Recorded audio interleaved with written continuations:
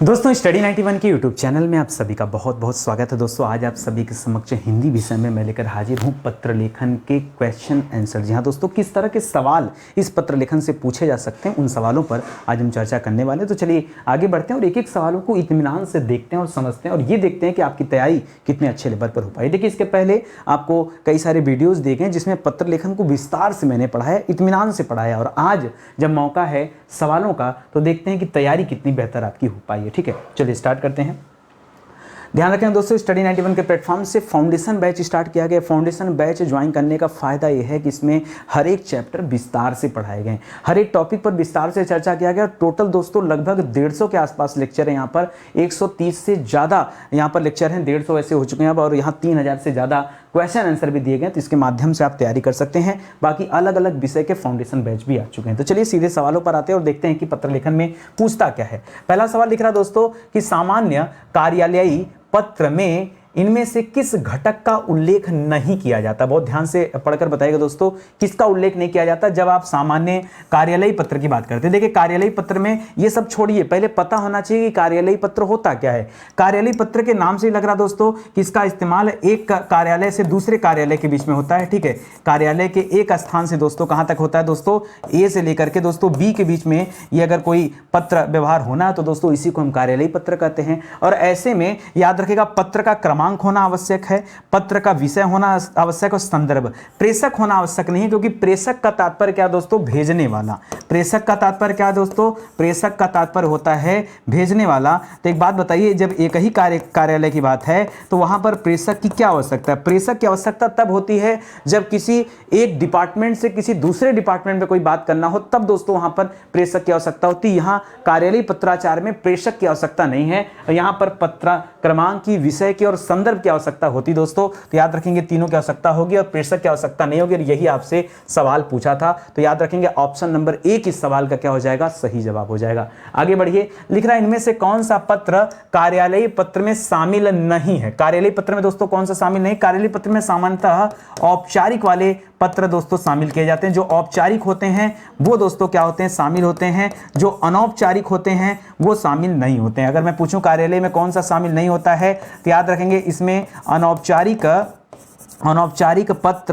पत्र शामिल नहीं होते हैं। ठीक है, शामिल नहीं होते हैं, यही होता है ना, तो इसको याद रखेंगे। अब देखिए सवाल यहाँ क्या कर रहा है कि कौन सा पत्र शामिल नहीं है, तो कार्यालय की बात कर रहा है तो लिख रहा है अधिसूचना, कार्यालय आदेश, निमंत्रण पत्र और परिपत्र। दोस्तों यहां से निमंत्रण पत्र की बात करेंगे। दोस्तों निमंत्रण पत्र ये पर्सनल होता है, व्यक्तिगत होता है, और आप जानते हैं कि व्यक्तिगत पत्रों की जो श्रेणी होती है, व्यक्तिगत पत्रों की श्रेणी होती है, कौन सी श्रेणी में होते हैं, वो अनौपचारिक में रखे जाते हैं। इसलिए यहां पर ये कार्यालयीय पत्र में शामिल। भाई किसी को निमंत्रण दे रहे हैं, शादी का, ब्याह का, एनिवर्सरी का, किसी चीज का निमंत्रण दे रहे हैं, तो भाई वो तो व्यक्तिगत पत्र है ना, वो अनौपचारिक है, औपचारिक तो है नहीं। इसीलिए दोस्तों ऑप्शन नंबर 3 कर लिया यहां पर। अगला सवाल लिख रहा है कि कार्यालयीय पत्र में इनमें से क्या नहीं होना चाहिए। जो नहीं होना चाहिए दोस्तों वो आपको बताना है। पढ़ लीजिए दोस्तों, पढ़कर हम लोग समझ जाएंगे क्या नहीं होना चाहिए। लिख रहा आडंबरपूर्ण भाषा शैली। अच्छा, मतलब आडंबर माने समझते हैं क्या होता है, आप ये बताइए आडंबर का मतलब क्या होता है। अगर आप जानेंगे आप आडंबर तभी तो दोस्तों आपको समझ में आएगा।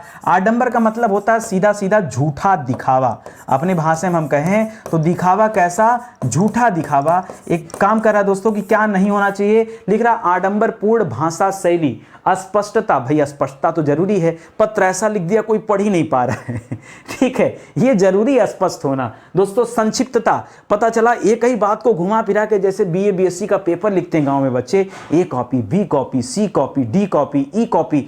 पता है सेंटेंस कैसे बनता, अथवा, और, या, ये सब जोड़ जोड़ के सेंटेंस बनाया जाता है। ठीक है, व्यक्ति अथवा मनुष्य, लाइन भरना है, कॉपी भरना है। यार संक्षिप्तता होनी चाहिए, कम शब्दों में अपनी बात को कहिए। पत्र लिख रहे हैं, ठीक है, आज आप व्हाट्सएप पे नहीं महसूस हो पाता, मतलब गुड मॉर्निंग को लोग GM लिखते हैं, गुड नाइट को लोग GN8 लिख देते हैं। ठीक है, हाय को HI लिख देते हैं, हेलो शब्द लिखने की जरूरत ही नहीं, मतलब समय नहीं, संक्षिप्तता की बात करिए। ठीक है, कम समय में। ठीक है, किसी चीज को हुकारी भरना है कि हाँ मैं एक्सेप्ट करता हूं, हम, यच्छ, यम, यम, यम। ठीक है, तो याद रखिएगा MMM। ठीक है, तो याद रखेंगे इस तरह से होता है। तो संक्षिप्तता की बात हो रही है, आज हम जितने संक्षिप्त हो गए, यहां भी संक्षिप्तता की बात होती है। सरलता भी होनी चाहिए, भाई पत्र लिख रहे हैं तो सरल भाषा में हो। इतना कठिन शब्दों का इस्तेमाल कर दिया, ठीक है, कि मतलब समझ में ही नहीं आया। आप देखिए एक पब्लिकेशन है दोस्तों टाटा मैग्रा हिल्स, ठीक है दोस्तों। जब कभी मैं टाटा मैग्रा हिल्स की कोई बुक पढ़ता हूं ना तो लगता है कि अपने सर से ऊपर जा रहा है। तो मैं सोचता हूं जब मैं नहीं पढ़ पा रहा हूं बच्चे क्या पढ़ पा रहे होंगे, ठीक है। टाटा मैग्रा हिल्स के अगर एम लक्ष्मीकांत जी की पॉलिटी की किताब को छोड़ दें, बाकी कभी आप इतिहास पढ़ के देखो, भूगोल पढ़ के देखो, मतलब आपको लगेगा कि क्या ही पढ़ना, समझ में नहीं आ रहा है, ठीक है। तो स्पष्ट होना चाहिए, सरल होना चाहिए, क्या नहीं होना चाहिए, आडंबरपूर्ण भाषा नहीं होनी चाहिए। सिंपल सी बात है। इस तरह के सवाल तो सर देख के उत्तर बता देंगे क्या नहीं होना चाहिए, ठीक है। आगे बढ़िए। और इसी से तो डरते हैं आप लोग, यही सब सवाल आता है तो डरते हैं। लेकिन निम्न में कार्यालय पत्र का सही भेद दोस्तों कौन सा नहीं है। कार्यालय पत्र का भेद मतलब क्या हो जाता है दोस्तों, सही प्रकार। क्या हो जाता है दोस्तों, सही प्रकार कौन सा नहीं है। लिख रहा अधिसूचना, आवेदन पत्र, स्मरण पत्र और परिपत्र। देखिए परिपत्र की बात करें दोस्तों तो परिपत्र हम लोग सर्कुलर को कहते थे ना, ठीक है। सर्कुलर को दोस्तों यहां पर परिपत्र कहा जाता था, याद रखेंगे। स्मरण पत्र दोस्तों हम लोग रिमाइंडर को कहते थे। किसे कहते थे, रिमाइंडर को, ठीक है। रिमाइंडर को दोस्तों क्या कहते थे, स्मरण पत्र या अनुस्मरण कहते थे, ठीक है। या अनुस्मरण कहते थे, अनुस्मरण कहते थे या स्मारक स्मरण कहते थे, याद रखेंगे। यहां पर जो लिख रहा दोस्तों कि किसे नहीं कहेंगे। और अधिसूचना माने क्या हो जाता है दोस्तों, तो अधिसूचना किसे कहते हैं, जब सरकार कोई अधिसूचना जारी करती है, ठीक है, नोटिफिकेशन जारी करती है। इसके लिए इंग्लिश शब्द क्या था दोस्तों, नोटिफिकेशन। तो आप अभी तो मैं इंग्लिश पहले पढ़ लीजिए। आवेदन पत्र हो गया दोस्तों अप्लाई करने वाला, ठीक है, अप्लाई, ठीक है, अप्लाई करने के लिए जो पत्र होता है आवेदन पत्र, ठीक है। अब दोस्तों पूछ रहा कार्यालय पत्र का कौन सा भेद नहीं है। अधिसूचना, आवेदन पत्र, परिपत्र इसके भेद होते हैं। स्मरण पत्र को इसमें नहीं रखा जाता है। स्मरण पत्र को क्यों नहीं रखा जाता, मैं कहानी बताऊं। स्मरण पत्र तब लिखा जाता है, मान लीजिए आपने किसी अधिकारी को, किसी प्राधिकारी को कोई पत्र लिखा। सपोज करिए आपके यहां नालियों में हमेशा गंदगी भरी रहती है और आप चाहते हैं कि उस नाली की सफाई हो जाए। आपने नगर निगम के किसी अधिकारी को पत्र लिख दिया और उस पर कोई कार्यवाही नहीं हुई। कार्यवाही न होने के बाद दोस्तों दोबारा आपने उस अधिकारी को पत्र लिखकर याद दिलाया कि सर ये पत्र हमने लिखा था, उसका जवाब नहीं मिला। उसी को दोस्तों रिमाइंडर लेटर कहते हैं, ठीक है। तो याद रखेंगे यहां पर कार्यवाही, कार्यवाही, कार्यवाही न होने पर, कार्यवाही न होने पर, होने पर याद दिलाने के लिए, याद दिलाने के लिए जो पत्र लिखा जाता है, याद दिलाने के लिए जो पत्र लिखा जाता है उसे क्या कहते हैं दोस्तों, जो पत्र लिखा जाता है उसे कहते हैं अनुस्मरण पत्र। क्या कहते हैं दोस्तों, अनुस्मरण कहते हैं या स्मरण पत्र कहते हैं। तो ये दोस्तों कार्यालय पत्र के अंतर्गत नहीं आता। बाकी जितने दोस्तों कार्यालय पत्र के अंतर्गत आते हैं, ठीक है, क्योंकि इसका संबंध कार्यालय से नहीं है ना, इसका संबंध जनता से है दोस्तों। जनता अपने अधिकारियों को दोस्तों इस तरह के पत्र लिखते रहती है तमाम समस्याओं को लेकर के। सभी सरकारी पत्र लिखे जाते हैं दोस्तों। देखिए सरकारी पत्र, अच्छा एक बात बताइए, अब बच्चे परेशान होते हैं कि सर उत्तम पुरुष, मध्यम पुरुष है। पहले बात तो द्वितीय पुरुष जैसी कोई चीज होती नहीं है। पुरुष में दोस्तों यही तीन होते हैं, चाहे उत्तम पुरुष होगा, चाहे मध्य पुरुष होगा, मध्यम पुरुष होगा, चाहे अन्य पुरुष होगा। अब अधिकारी को तू तड़ाक करके तो बात करेंगे नहीं, अधिकारी को ससम्मान बात करना पड़ेगा। और ससम्मान बात करने के लिए याद रखेंगे कौन से पुरुष में चीजें होती हैं, तो ससम्मान बातचीत करने के लिए, ससम्मान बातचीत करने के लिए जिन शब्दों का इस्तेमाल करते हैं वो उत्तम पुरुष में हमेशा लिखे जाने चाहिए। याद रखेंगे, निवेदन आपको करना है, ठीक है। इसलिए दोस्तों हमेशा पत्र में ये चीज याद रखेगा। लिख रहा है किस पद पर नियुक्ति प्राप्त करने हेतु लिखे गए पत्र का प्रारूप होता है। किस पद पर नियुक्ति प्राप्त करने हेतु, नियुक्ति प्राप्त करने हेतु लिखे गए पत्र का प्रारूप होता आवेदन पत्र, कार्यालय आदेश, परिपत्र या प्रार्थना पत्र। देखिए नियुक्ति प्राप्त करना है आपको, ठीक है, तो दोस्तों किस तरह का पत्र होगा, ये आवेदन पत्र होगा दोस्तों। कि यहां पर हमारा क्या हो रहा है, नियुक्ति हो रहा है। कार्यालय आदेश से कोई मतलब नहीं है।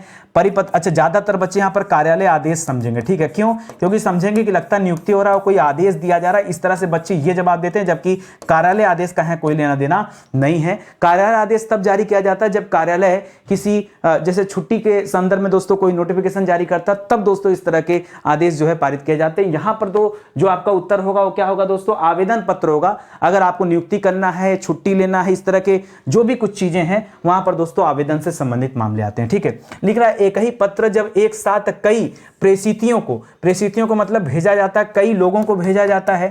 जब एक ही पत्र कई लोगों को भेजा जाता है तब इसे क्या कहते हैं दोस्तों, तो एक ही पत्र को अनेक लोगों को भेजा जाता है तो वही परिपत्र हो जाता है। क्या हो जाता है दोस्तों, परिपत्र हो जाता है। अधिसूचना मत करिए, अधिसूचना का संबंध जनता से है, ठीक है, याद रखेंगे जनता से है। विज्ञप्ति मत करेगा, विज्ञप्ति दोस्तों ये समाचार पत्रों में विज्ञप्ति निकाली जाती है, ठीक है, समाचार पत्रों में विज्ञप्ति निकाली जाती है और ज्ञापन से संबंधित नहीं, यहां परिपत्र करिएगा। एक ही पत्र को जब कई लोगों को प्रेषित किया जाता है तब उसे हम क्या कहते हैं दोस्तों, तब उसे हम परिपत्र का नाम देते हैं, याद रखेंगे। ठीक है, लिख रहा है पूर्व में प्रेषित पत्र को याद दिलाने के लिए, याद दिलाने के लिए मतलब वही जो भूल गया था, तो याद रखेगा उसे अनुस्मारक कहते हैं या उसे स्मरण पत्र कहते हैं। क्या कहते हैं, अनुस्मारक भी कहते हैं और उसे स्मरण पत्र भी कहते हैं। ठीक है, निविदा का मतलब क्या होता है दोस्तों, निविदा का मतलब टेंडर होता है। ठीक है, तो याद रखेगा टेंडर का मतलब क्या होता है, आप किसी कार्य को कराना चाहते हैं तो उसके लिए दोस्तों आप टेंडर निकालते हैं, निविदा निकालते हैं, तो इच्छुक लोग उस कार्य से संबंधित आपसे संपर्क करते हैं, ये होता है। परिपत्र याद रखेगा कई प्रेषितियों को, यहां लिखिए कई प्रेषितियों को भेजा जाता है। ठीक है, कई प्रेषितियों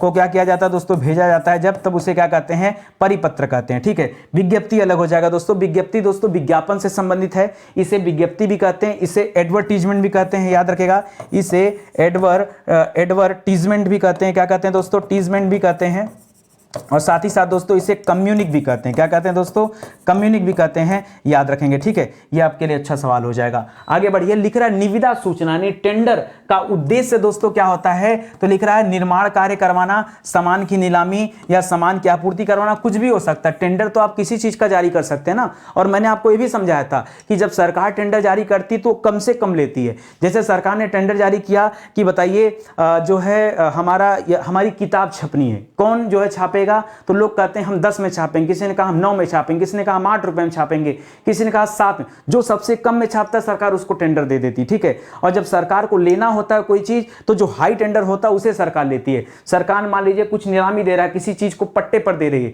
किसी ने कहा हम 10 लाख देंगे, किसी ने कहा हम 20 लाख देंगे, किसी ने कहा हम 35 लाख देंगे, 35 वाले को टेंडर दे दी। ठीक है, तो जब उसको रिसीव करना है तो ज्यादा ध्यान देगी, जब उसे पे करना है तो कम ध्यान दे, कम से कम अमाउंट पर जाती है। ये होता है दोस्तों निविदा। निविदा किसी भी संदर्भ में हो सकता है। ठीक है, इसीलिए टेंडर के मामले में उपरोक्त सभी उत्तर जो हैं सही हो जाएंगे। व्यावसायिक एवं प्रशासनिक क्षेत्र में पत्रलेखन का क्या कार्य करता है दोस्तों, किसमें, व्यावसायिक क्षेत्र में और प्रशासनिक क्षेत्र में दोस्तों क्या कार्य करता है। लिख रहा है कुशल मंगल पूछा जाता है क्या, देखिए व्यावसायिक मतलब क्या हो गया, सीधा सीधा बिजनेस की बात करा। ठीक है, अब बिजनेस में दोस्तों कुशल मंगल नहीं पूछा जाता है, पर्सनल में पूछा जाता है। कुशल मंगल पूछने का कारण किससे होता है दोस्तों, अनौपचारिक पत्र लेखन में होता है। किसमें होता है, अनौपचारिक पत्र लेखन में क्या होता है, कुशल मंगल हालचाल पूछा जाता है। जब आप अपनी गर्लफ्रेंड को पत्र लिखते हैं वो पत्र दोस्तों क्या होता है, कुशल मंगल पूछने हेतु होता है, और वो क्या होता है, अनौपचारिक होता है। शिष्टाचार निभाने का दोस्तों, शिष्टाचार निभाने के लिए जैसे आपने अपने माता पिता को, अभिभावक को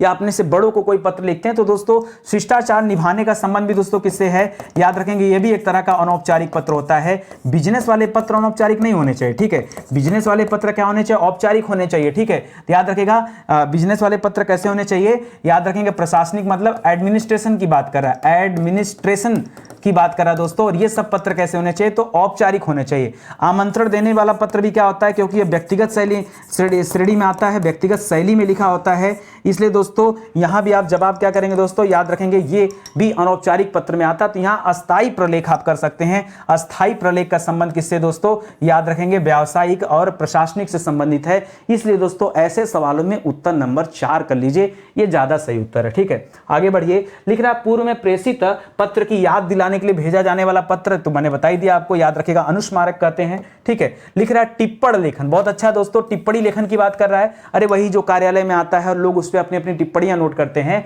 तो टिप्पणी लेखन में उच्च अधिकारी किस ओर हस्ताक्षर अंकित करता, अपना सिग्नेचर दोस्तों किस तरफ करता है, ये आपसे पूछ रहा है। तो याद रखेगा वो अपना सिग्नेचर हमेशा किस साइड करता है, राइट, मतलब दाहिने की तरफ। याद रखेंगे अधिकारी का सिग्नेचर कहां होता है दोस्तों, राइट साइड होता है। ठीक है, राइट साइड होता है। ये बहुत बड़ी बात नहीं है, ये बहुत बड़ी बात नहीं। मैं आपको एग्जाम्पल, आपको आता है सवाल, ठीक है, दाहिनी ओर। अगर मैं पूछूं, आप मान लीजिए प्रार्थना पत्र लिखते थे पहले, ठीक है, तो याद रखेगा सिग्नेचर इधर साइड तो होता है, या फिर कोई भी डॉक्यूमेंट देख लीजिए, यहां दोस्तों कोई भी चीज लिखी हो तो सिग्नेचर कहां होता है दोस्तों, हस्ताक्षर यही तो होता है। अब हस्ताक्षर यहां होता है दोस्तों, तो याद रखिए कौन सा साइड है, इधर लेफ्ट हो गया, बायां हो गया, इधर दाहिना हो गया, तो दाईं ओर तो दोस्तों किया जाता है। तो याद रखेंगे यहां पर हर जहां कुछ नहीं समझ में आता वहां याद रखिए दाईं ओर, ये ज्यादातर हस्ताक्षर कहां होते हैं, दाईं ओर ही होते हैं, याद रखेंगे। लिख रहा उत्तम पुरुष, भैया जान गए, उत्तम पुरुष में इज्जत मान सम्मान के साथ पत्र लिखना होता है, इसलिए उत्तम पुरुष शैली की बात करते हैं। और ये दोस्तों किसमें आता है, तो दोस्तों हमने पढ़ा था ये, अच्छा, अर्धशासकीय पत्र मैंने बताया था दोस्तों, यह अनौपचारिक श्रेणी में होता है। ठीक है, अनौपचारिक में आ जाता है, अनौपचारिक में आ जाता है पत्र लेखन में आता है। क्यों? क्योंकि दोस्तों इसमें व्यक्तिगत रूप से कुछ तथ्य दोस्तों पूछे जाते हैं, व्यक्तिगत शैली में पत्र लिखा होता है, इसीलिए दोस्तों इसे अर्ध सरकारी या अर्ध शासकीय कहते हैं। ठीक है, लेकिन दोस्तों याद रखिएगा शासकीय कोई क्या कहते हैं, इसे अर्ध सरकारी भी कहते हैं। दोस्तों क्या कहते हैं? अर्ध सरकारी भी कहते हैं। तो थोड़ी बहुत तो सरकारी वाली बात है नहीं। तो उत्तम पुरुष में तो वैसे तो सरकारी लिखा जाता है, वैसे तो सरकारी पत्र या फिर शासकीय पत्र किस तरह किस शैली में होते हैं दोस्तों, तो ये उत्तम पुरुष में होता है। लेकिन दोस्तों ऐसे केस में अर्ध सरकारी भी क्या होता है दोस्तों, उत्तम पुरुष में लिखा जाता है, याद रखिएगा। बाकी परिपत्र क्योंकि अनेक प्रेषितियों को भेजा जाता है, तो यहां पर दोस्तों कार्यालय के अंदर बात होता है, तो वहां पर दोस्तों क्या जरूरत है उत्तम शैली मध्यम शैली का प्रयोग करने का, तो यहां उत्तम मध्यम की कोई बात नहीं है। परिपत्र में हमको खाली इतना ध्यान देना है कि कई लोगों को भेजा जाता है। कार्यालय आदेश भी दोस्तों ये अपने कार्यालय के अंदर रहने वाले अधीनस्थों या सरकारी अधिकारियों से संबंधित होता है, उसी तरह ज्ञापन भी। तो याद रखेंगे यहां पर ऑप्शन नंबर 2 कर लीजिए, वो सही उत्तर हो जाएगा अर्ध सरकारी पत्र। ठीक है, लिख रहा अर्ध शासकीय या अर्ध सरकारी पत्र, अर्ध शासकीय या अर्ध सरकारी पत्र में अधिकारी को संबोधित करने की शैली दोस्तों क्या होती, बताए तो कि इसमें अगर शैली पूछे कि शैली क्या होती, तो यहां कैसे कैसे लिख सकते हैं, यहां बताइए दोस्तों कि उनकी शैली कैसे होती है। याद रखेगा यहां उत्तम पुरुष का प्रयोग करते हुए, उत्तम पुरुष का प्रयोग करते हुए, याद रखेगा औपचारिक श्रेणी में, अच्छा अर्ध शासकीय लिख रहा है ना, तो अर्ध शासकीय में याद रखेगा अनौपचारिक, क्या लिखेंगे, अनौपचारिक, अनौपचारिक श्रेणी में दोस्तों ये पत्र लिखे जाते हैं। ठीक है, और साथ ही साथ दोस्तों यहां पर क्या लिखेंगे, इसे अर्ध सरकारी भी कहते हैं। क्या कहते हैं? इसे अर्ध सरकारी कहते हैं। ये 3 पॉइंट दोस्तों मैंने यहां पर लिख लिया। ठीक है, अच्छा एक चीज और चौथा पॉइंट भी लिखे दोस्तों, ये अनौपचारिक होने के साथ साथ दोस्तों ये व्यक्तिगत रूप से इसमें सवाल जवाब किए जाते हैं, इसलिए यह व्यक्तिगत शैली में भी लिखा गया होता है। मैं अर्ध सरकारी की बात कर रहा हूं, ये सब उसके फीचर्स होते हैं। ठीक है, अब जब ये फीचर होते हैं दोस्तों तो कैसे प्रयोग किया जाएगा, महोदय नहीं, आपसे बड़े लोग नहीं, आपके बराबर लोग हैं, मान्यवर भी नहीं, सेवा भी नहीं करेंगे दोस्तों। याद रखिएगा यहां प्रिय श्री रमेश करेंगे। ऐसे क्यों? क्योंकि दोस्तों व्यक्तिगत शैली में लिखना है ना, तो व्यक्तिगत शैली में क्या लिखा जाएगा, इस तरह से प्रयोग किया जाएगा कि प्रिय श्री रमेश जी, श्री नितिन जी, श्री महेश जी, श्री संदीप जी, इस तरह से दोस्तों इस्तेमाल किया जाएगा। तो ऑप्शन नंबर 1 यहां पर आप सही कर लीजिए। ठीक है, लिख ला निम्न में से कौन सा प्रारूप गजट, गजट में दोस्तों प्रकाशित किया जाता है। मैंने बताया था दोस्तों गजट में दोस्तों याद रखेगा भारत सरकार जब कोई नया नियम कानून बनाती है तब उसे अपने राजपत्र में क्या करती है, राजपत्र जिसे हम क्या कहते हैं दोस्तों गजट कहते हैं, उस राजपत्र में क्या करती है, प्रकाशित करती है। ठीक है, याद रखें जैसे सरकार ने कोई नया नियम बनाया, कोई नई कानून आ गया, कोई नया बिल आ गया, ये होता है। तो लिख रहा है दोस्तों क्या, ये अनुस्मारक तो है नहीं, याद दिलाने वाला है नहीं, कार्यालय ज्ञापन है नहीं, सर्कुलर नहीं भी, ये एक तरह का क्या होता है, नोटिफिकेशन होता है, ये एक तरह का अधिसूचना होता है। और ये अधिसूचना किसके लिए होता है दोस्तों, याद रखेंगे जनता के लिए। किसके लिए होता है दोस्तों, जनता के लिए होता है, तभी तो राजपत्र में आ रहा है। ठीक है, तो इसको याद रखेंगे। इस तरह से ऑप्शन नंबर 1 दोस्तों इस सवाल के लिए क्या हो जाएगा, राइट आंसर हो जाएगा, सही उत्तर हो जाएगा। ठीक है, चलिए आगे बढ़िए। ध्यान दीजिएगा दोस्तों, स्टडी 91 के प्लेटफॉर्म से कई सारी किताबें आई हैं, तो एक मौका दीजिए, जुड़िए हमारे साथ। अगर आपको भरोसा है कि नितिन सर बहुत अच्छा पढ़ाते हैं, तो निश्चित रूप से जो हमारे कोर्सेज हैं, जो हमारी किताबें हैं, वो हमने बहुत बेहतर किया है। ये हमारा हेल्पलाइन नंबर है, कॉल करके आप संपर्क कर सकते हैं। चलिए आगे बढ़ते हैं, सीधे सवालों पर आते हैं। लिख रहा परिपत्र दोस्तों एक किस श्रेणी में आता है, तो परिपत्र मैंने बताया कि एक लाइन बस खाली लिखेगा कि परिपत्र यह कई प्रेषितियों को भेजा जाता है, बस इतना याद रखिएगा, हमेशा आपका उत्तर सही होगा। कई प्रेषितियों को भेजा जाता है, केवल इतनी बात दोस्तों याद रखेंगे तो ऑटोमेटिक आधा काम आपका हो गया। अभी क्या लिख रहा है दोस्तों कि परिपत्र ये किस श्रेणी में आता है दोस्तों, शुरुआत में ही मैंने बताया था कि कार्यालयी पत्र की श्रेणी में आता है। चाहे परिपत्र की बात करें, खाली अनुस्मरण पत्र को छोड़ दिया जाए तो बाकी चीजें किसमें आती दोस्तों, कार्यालयी पत्र में आता है। पारिवारिक तो होगा नहीं, पारिवारिक तो दोस्तों व्यक्तिगत शैली में चला गया, और व्यक्तिगत शैली में अगर आ गया तो यहां पर दोस्तों परिपत्र का मतलब ही क्या है, सामाजिक व्यक्तिगत पत्र, ये सब दोस्तों एक जैसे होते हैं, सब के सब क्या होते हैं,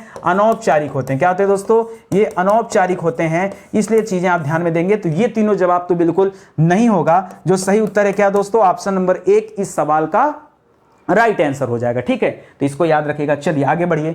लिख रहा कार्यालयी पत्र में सबसे ऊपर लिखा जाता है। कार्यालयी पत्र जब आप लिख रहे होते दोस्तों, सबसे ऊपर क्या लिखते हैं, दिनांक लिखते हैं, कि कार्यालय का स्थान लिखते हैं, या प्रेषित क्रमांक लिखते हैं, या प्रेषित को संबोधन लिखते हैं। ठीक है, तो दोस्तों क्या लिखा जाता है, पहले मैंने बता दिया था दोस्तों कि आप याद रखिएगा जब कभी आप कार्यालयी पत्र लिखेंगे तो आपको क्या क्या ध्यान देना है। ठीक है, कार्यालयी पत्र में पहली बात याद रखिएगा, कार्यालयी पत्र में प्रेषक का कोई वर्णन नहीं होता है, प्रेषक का वर्णन नहीं होता, तो इससे संबंधित जो तथ्य दे रहा है ऑप्शन नंबर 4, इसको तुरंत क्या कर दीजिए, कैंसिल कर दीजिए, ठीक है, ये बात तो है नहीं। अब आपको बता रहा हूं कि आपके मन में आया कि सर इन तीनों में से किसे चूज किया जाए, ठीक है, तो याद रखिएगा इन तीनों में से चूज करना, तो सर अब बच्चों को लगेगा सर दिनांक बड़ा आवश्यक है। मैं आपको बताऊं दिनांक का प्रयोग हमेशा अंतिम में किया जाता है, ठीक है, दिनांक याद रखिएगा इसका ये कहां लिखा होता है दोस्तों, दिनांक हमेशा अंतिम में लिखा जाता है, ये आप ध्यान दीजिएगा।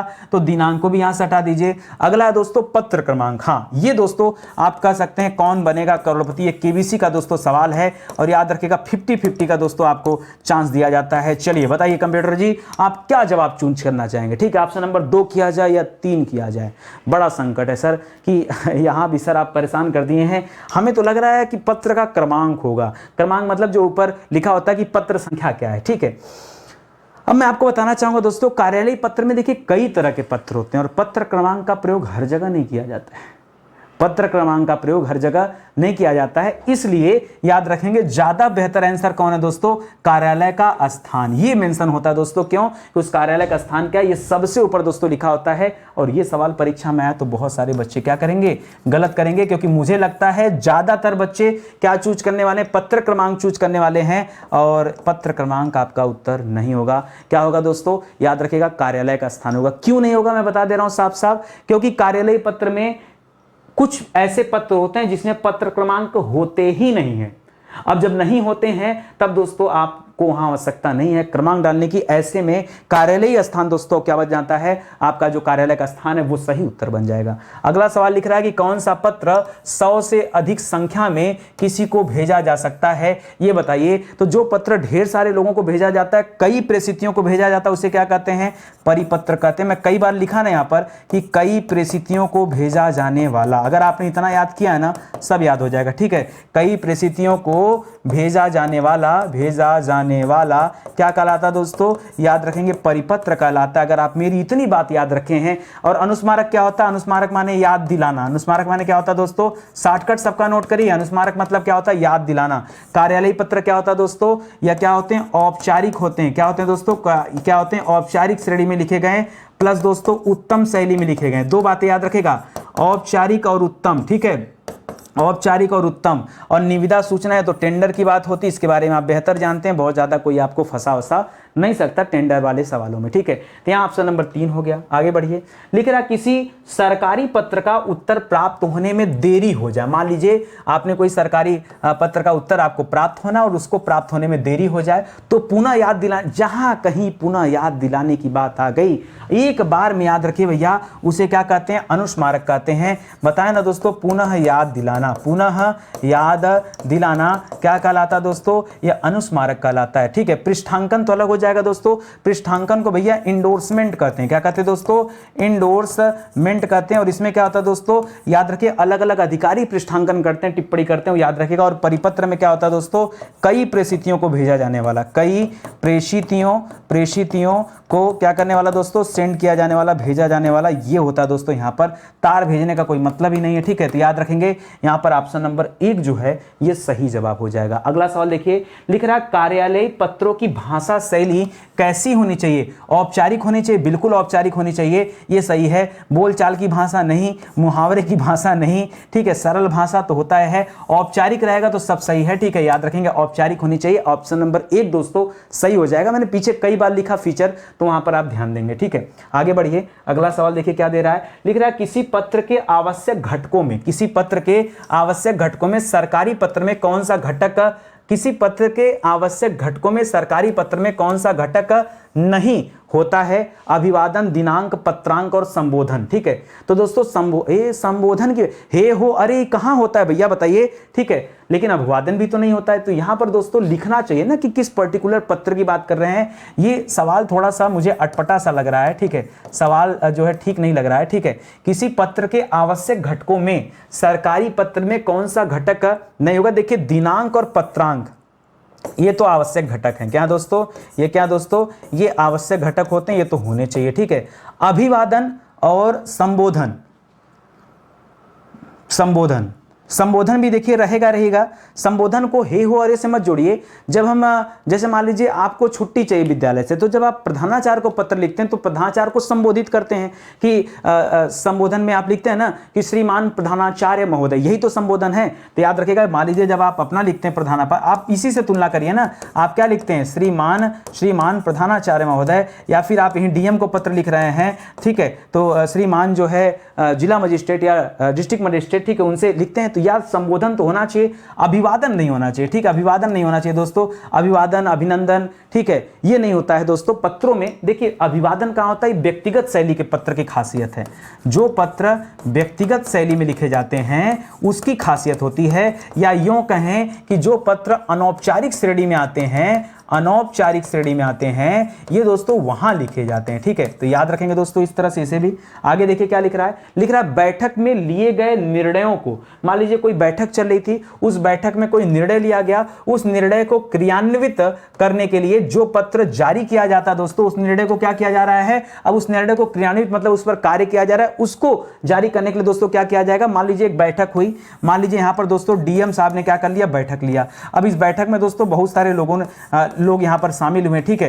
तो अब उनको इंस्ट्रक्शन दिया गया, उनको क्या दिया गया दोस्तों, उनको इंस्ट्रक्शन दिया गया डीएम साहब के द्वारा, उनको क्या दिया गया दोस्तों, निर्देश दिए गए, ठीक है। ये लोग अलग अलग डिपार्टमेंट के थे, ठीक है। मान लीजिए कोई चिकित्सा डिपार्टमेंट से संबंधित था, मान लीजिए कोई जो है एसपी यहां पर बैठे थे, ठीक है, पुलिस वाला डिपार्टमेंट संबंधित है, कोई मान लीजिए नीचे दोस्तों न्याय डिपार्टमेंट संबंधित कोई बात है, ऐसे अलग अलग डिपार्टमेंट के लोग हैं, कोई व्यापार मंडल यहां पर बैठा हुआ, ठीक है। तो दोस्तों लोग अपने अपने नीचे क्या करेंगे, अब सूचित करने का काम करेंगे, यही तो करेंगे, ठीक है। तो याद रखेगा, यानी प्रेषित किया जाएगा, तो इसी को क्या कहा जाता है, परिपत्र। क्या कहा जाता है, कोई एक चीज होगा उसको सबको बताया जाएगा, उसी को परिपत्र कहा जाता है। छिपा हुआ आंसर है यहाँ पे, ठीक है। अनुस्मारक कुछ याद दिलाने के लिए है नहीं, कार्यवृत्ति से कोई संबंध नहीं, इस तरह का कोई चीज नहीं होता। कार्य सूची दोस्तों, कार्यवाही करने के लिए जो सूची तैयार होती है उसे कार्य सूची कहते हैं, तो इससे कोई मतलब नहीं, यहां परिपत्र ही आपका सही जवाब होगा, याद रखेंगे। कह रहा इस पत्र में पाने वाले अधिकारी को नाम या उपनाम से संबोधित किया जाता है, यह कथन किस पर लागू होता है। इस पत्र में जो पाने वाला अधिकारी होता है, मतलब पत्र को रिसीव करने वाला अधिकारी होता है, ठीक है। पत्र पाने वाला अधिकारी मतलब क्या है, पत्र पाने वाला अधिकारी। देखिए इसके लिए आपको समझना पड़ेगा पत्र भेजने वाला अधिकारी, ठीक है। तो याद रखेंगे दोस्तों दो शब्द होते हैं, एक पत्र पाने वाला है, एक पत्र भेजने वाला, ठीक है, भेजने वाला अधिकारी, ठीक है, भेजने वाला अधिकारी। तो देखो दोस्तों जो भेजने वाला होता है उसे क्या कहते हैं, उसे हम कहते हैं प्रेषक। क्या कहते हैं, प्रेषक। जो पाने वाला होता है उसे हम क्या कहते हैं, प्रेषिती। क्या कहते हैं दोस्तों, प्रेषक और प्रेषिती वाली बात होती है। तो जो पाने वाला अधिकारी है यहाँ पे क्या हो जाएगा दोस्तों, यहाँ पर आ जाएगा प्रेषिती, मतलब जिसको भेजा गया है, ठीक है, प्रेषिती हो जाएगा, ठीक है। और लिख रहा है दोस्तों उसको किस नाम से किया जाता है, तो ये तथ्य दोस्तों जहां नाम से किया जाए, नाम या उपनाम से संबोधित किया जाए, तो दोस्तों थोड़ी सी अधिकारी भी लिख दिया तो यहां पर अर्ध सरकारी आ जाएगा। क्या आ जाएगा दोस्तों, अर्ध सरकारी, क्योंकि आपने पढ़ा अर्ध सरकारी को अर्ध शासकीय भी कहते हैं, और यह अनौपचारिक होने के साथ साथ क्या होता है दोस्तों, इसमें व्यक्तिगत श्रेणी में लिखे जाते हैं, तो ये हो जाएगा। ये टिप्पण और परिपत्र और अनुस्मारक मत करिएगा दोस्तों, ये तीनों गलत हो जाएंगे। यहाँ अर्ध सरकारी पत्र होना चाहिए, ऑप्शन नंबर 1 सही जवाब हो जाएगा। लिख रहा राजपत्र में प्रकाशित होने वाला, क्या दोस्तों, राजपत्र में वही प्रकाशित होता है जो अधिसूचना होती है, ठीक है। नोटिफिकेशन के तहत दोस्तों गवर्नमेंट क्या करती है, अपनी बातों को जनता तक पहुंचाती है, ठीक है। नोटिफिकेशन के तहत क्या होता है, ये बातें दोस्तों जनता तक पहुंचाई जाती हैं, क्योंकि देखिए जो परिपत्र होता है वो तो लिमिटेड लोगों तक जाएगा ना, लेकिन जो अधिसूचना होती है ढेर सारी, ये संपूर्ण जनता के लिए होती है कि हमने जारी कर दिया, पढ़ना न पढ़ना आपकी जिम्मेदारी थी, आप समझिए। तो अधिसूचना से संबंध है अगर राजपत्र की बात हो रही तो। लिख रहा है जो पत्र अनेक विभागों, व्यक्तियों या शाखाओं को भेजा जाता है उसे क्या कहते हैं दोस्तों, तो अनेक लोगों को भेजा गया। मैंने पहले आपको कहा दोस्तों, याद रखेगा कई प्रेषितियों को दोस्तों जब भेजा जाता है तो उसे क्या कहते हैं, याद रखेंगे, अनेक विभाग को, अनेक व्यक्ति को, अनेक शाखा को भेज दिया, उसी को हम कहते हैं परिपत्र। क्या कहते हैं, परिपत्र। लिख रहा है सरकारी प्रतिष्ठानों द्वारा सामान आपूर्ति, निर्माण आदि के लिए दोस्तों टेंडर दिया जाएगा। क्या दिया जाएगा, निविदा, समाचार। अच्छा क्या लिख रहा है दोस्तों, समाचार पत्रों में जो प्रकाशित किया जाता है, रुक जाइए यहीं पर। लिख रहा है सरकारी प्रतिष्ठानों द्वारा आदि कार्य हेतु इनमें से कौन सा पत्र समाचार समाचार हेतु दोस्तों प्रकाशित किया जाता है? तो याद रखिएगा निविदा तो टेंडर हो गया ना। रुकिए, यहां दूसरा सवाल पूछ रहा था, यहां पूछ रहा है कि समाचार पत्रों में प्रकाशित करना, तो प्रकाशित करने को क्या कहा जाता है दोस्तों? ज्ञापन देना, कि वहां पर आप ज्ञापन देना। ज्ञापन का संदर्भ दोस्तों आप इसी ज्ञापन में क्या जोड़िए, इसी ज्ञापन का संदर्भ आप लगाइए दोस्तों विज्ञापन से। किससे दोस्तों? विज्ञापन से। और विज्ञापन मतलब एडवर्टीजमेंट। अब वहां देने के बाद जो लोग संपर्क करेंगे वो दोस्तों आपका टेंडर वाले लोग होंगे, ठीक है। लिख रहा है विश्वविद्यालय द्वारा प्रवेश नियमों में संशोधन की सूचना संबद्ध महाविद्यालयों को दोस्तों किस रूप में भेजी जाएगी? तो लिख रहा है दोस्तों अधिसूचना के द्वारा भेजी जाएगी, परिपत्र के द्वारा भेजी जाएगी, या अर्धशासकीय पत्र के। देखिए अर्धशासकीय पत्र तो हो नहीं सकता, क्यों? क्योंकि दोस्तों अर्धशासकीय पत्र यह अनौपचारिक रूप से लिखा जाता है। क्या लिखा जाता है दोस्तों? अनौपचारिक रूप से लिखा जाता है। और यहां अनौपचारिक रूप से लिखे जाने की कोई बात ही नहीं हो रही है, और कार्यालय आदेश भी नहीं हो सकता, क्योंकि दोस्तों ये जो विश्वविद्यालय इससे संबद्ध महाविद्यालय है, जुड़े हुए महाविद्यालय है, इसलिए दोस्तों यहां पर परिपत्र करेगा। अधिसूचना सिर्फ और सिर्फ राजपत्र की जब बात आएगा या जब गजट की बात आएगी तभी दोस्तों यहां पर क्या करिएगा? अधिसूचना करिएगा, वरना अन्यथा मत कीजिएगा। मैं आपको ट्रिक दे रहा हूं, इसको समझिए, नहीं तो कभी भी आप पत्र लेखन के सवालों को सही नहीं कर पाएंगे। तो याद रखेंगे यहां पर क्या करेंगे? आप परिपत्र करिएगा। क्यों? क्योंकि उसी विश्वविद्यालय से संबद्ध अन्य विश्वविद्यालय तो उनको परिपत्र जारी करके, सर्कुलर जारी करके बता दिया जाएगा। लिख रहा है सामान्यतया सरकारी पत्रों में किस संबोधन का प्रयोग किया जाता है? ठीक है, तो दोस्तों पहली बात, अगर सरकारी पत्रों की बात आ जाए तो हमेशा याद रखेगा यहां पर शैली की बात करें तो ध्यान दीजिएगा, यहां उत्तम शैली हमने बात किया है, उत्तम पुरुष की बात किया। ठीक है, उत्तम पुरुष की बात किया कि उत्तम पुरुष शैली में दोस्तों, उत्तम पुरुष शैली में यहां तथ्य लिखे जाते हैं। दूसरा दोस्तों, अगर संबोधन करना भी है तो कैसे करेंगे? अगर शासकीय है तो दोस्तों महोदय के रूप में करेंगे। ठीक है, वहीं दोस्तों अगर अर्ध शासकीय है तब कैसे करेंगे? अर्ध सरकारी हैं या अर्ध शासकीय हैं, अर्ध सरकारी को ही अर्ध शासकीय कहा जाता है, याद रखेंगे। ठीक है, तब कैसे करेंगे दोस्तों? तब करेंगे प्रिय रमेश। ठीक है, कैसे करेंगे दोस्तों? प्रिय रमेश, ये भी मैंने आपको बताया था। तब इस तरह करेंगे, क्यों? क्योंकि दोस्तों अर्ध सरकारी के केस में यह अनौपचारिक हो जाता है। क्या हो जाता है दोस्तों? अनौपचारिक हो जाता है। ठीक है, अनौपचारिक के साथ साथ दोस्तों क्या हो जाता है? व्यक्तिगत हो जाता है। अनौपचारिक के साथ साथ यह व्यक्तिगत हो जाता है। लेकिन सरकारी पत्र की बात करेंगे तब उस समय क्या रहता है दोस्तों? तब यह औपचारिक रहता है। ठीक है, ये अंतर है, मैं बार बार इसीलिए बोल रहा हूं, साथ में जुड़े रहेंगे तो आप याद करते चलेंगे। आगे बढ़िए दोस्तों, अगला सवाल देखिए। लिख रहा है कि किसी पत्र के आवश्यक घटकों में सरकारी पत्र में कौन सा घटक नहीं शामिल होता दोस्तों? तो लिख रहा है अभिवादन, दिनांक, पत्रांक और संबोधन। मैंने पहले ही बताया दोस्तों, यहां अभिवादन की उतनी आवश्यकता नहीं, बाकी चीजें होती हैं दोस्तों। संबोधन होता है, अभिवादन यहां पर नहीं होता है। ठीक है, ये पहले भी चर्चा कर चुके हैं। लिख रहा है ऐसे सरकारी पत्र जिनमें व्यक्तित्व की प्रधानता होती। किसकी प्रधानता होती दोस्तों? व्यक्तित्व की प्रधानता होती है, और अपने समकक्ष या अधीनस्थ को लिखे जाते हैं दोस्तों, वे क्या कहलाते हैं दोस्तों? तो अगर व्यक्तित्व की प्रधानता है तभी दोस्तों क्या होता है? वो व्यक्तिगत शैली में लिखा गया होगा। अगर व्यक्तित्व की प्रधानता है तो सिंपल सी मतलब है कि वो व्यक्तिगत शैली में लिखा गया होगा। व्यक्तिगत शैली का तात्पर्य है कि सीधे सीधे फिर अनौपचारिक भाषा का प्रयोग किया गया होगा। अनौपचारिक जो है भाषा या शैली का प्रयोग किया गया होगा। इस तरह से दोस्तों आप क्या रखेंगे? याद रखेंगे कि यहां अर्ध सरकारी पत्र की बात होगी, क्योंकि यहां व्यक्तित्व के प्रधानता की बात की है। ठीक है, अगर व्यक्तित्व की प्रधानता की बात नहीं करता तब हम किसी और ऑप्शन पे जाते हैं और उसके बारे में सोच विचार करते हैं। ठीक है, तो समझ में आ रहा है ना आपको? याद रखेंगे। आज का सेशन दोस्तों यहीं पे समाप्त होता है। एक बात और कहना चाहूंगा, स्टडी 91 के प्लेटफॉर्म से दोस्तों हमारा हिंदी का जो है विशेष बैच प्रारंभ हुआ। हिंदी के साथ साथ दोस्तों हम लोगों ने अभी हिस्ट्री में, मॉडर्न हिस्ट्री का दोस्तों विशेष बैच लॉन्च किया है। आप कहेंगे सर ऐसे सब्जेक्ट वाइज पढ़ने से क्या होगा? जीरो लेवल से एडवांस लेवल की अगर तैयारी करनी है तो आप जुड़िए इस बैच के साथ। बाद में दोस्तों बखुद ही आपको लगेगा कि नहीं, अदर बैच को भी हमें ज्वाइन करना चाहिए। बहुत शानदार तरीके से पढ़ाया जा रहा है, इतने शानदार तरीके से विश्वास कीजिए आप अपने स्कूल लाइफ में कभी नहीं पढ़े होंगे, जितनी बेहतर तरीके से आपको चीजें यहां दी जा रही हैं। ठीक है, तो मौका देंगे, जुड़ेंगे, तभी आपको पता चल पाएगा कि नितिन सर क्या क्वालिटी कंटेंट देते हैं। जो इंसान यूट्यूब पर इतने बेहतर वीडियो दे सकता है वो इंसान अपने पेड प्रोग्राम में भी बेहतर ही देता होगा, ये विश्वास कीजिए। ठीक है, तो चलिए मिलते हैं दोस्तों अगले लेक्चर में। तब तक के लिए बहुत बहुत धन्यवाद आपका। जय हिंद, जय Bharat. Thank you so much.